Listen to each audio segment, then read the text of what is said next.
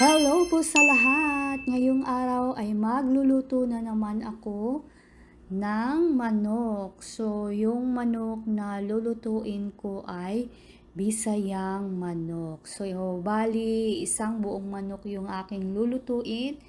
And, ayan, nakasalang na yung aking kaldero.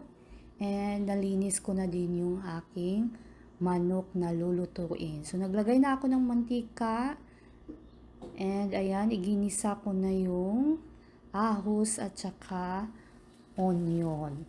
Tinulang manok na Bisaya tayo ngayong araw. And yan, inilagay ko na yung manok para maigisa ko na siya. So, after ko siyang maigisa, isimmer ko lang siya ng konti para lalabas yung sariling sabaw ng manok para madali siyang lumambot. Sa kahoy po ako nagluluto ngayon kasi nga mas masarap talaga yung tinulang manok kapag ginagamit natin sa pagluluto ay yung kahoy. So ayan, inilagay ko na ang tanglad para pampabango sa ating tinulang manok na Bisaya. After kong maigisa ang manok, nilagyan ng tanglad, ito na po yung kanyang itsura.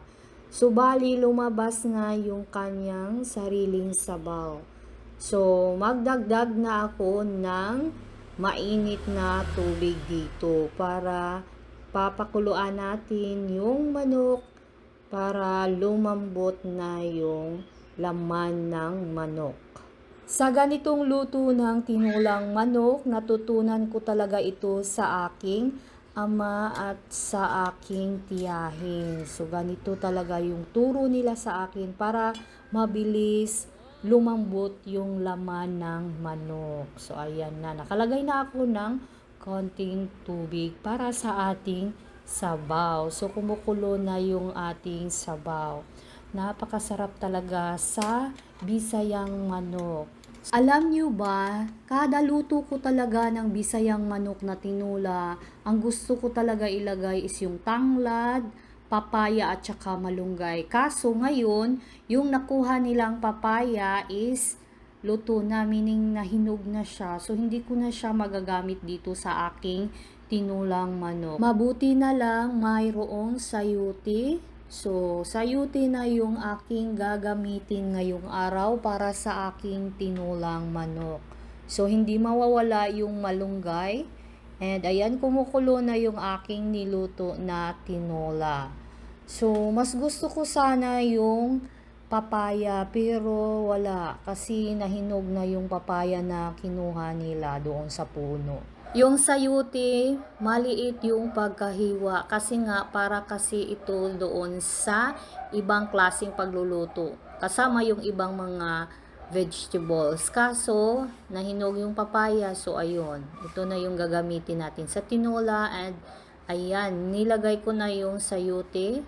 Nagdagdag na rin ako ng magic sarap, pampalasa sa ating tinolang manok. So, kumukulo na talaga yung ating manok.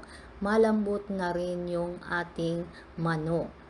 Inaantay ko na lang na maluto yung sayuti. Tapos, ilagay ko naman yung malunggay. So, ayan na. Inilagay ko na yung malunggay. Ang sarap kasi kapag meron tayong malunggay sa tinulang manok na Bisaya. Haluin ng konti at tikman ko yung sabaw kapag okay na talaga. So, luto na tong ating tinulang manok na Bisaya.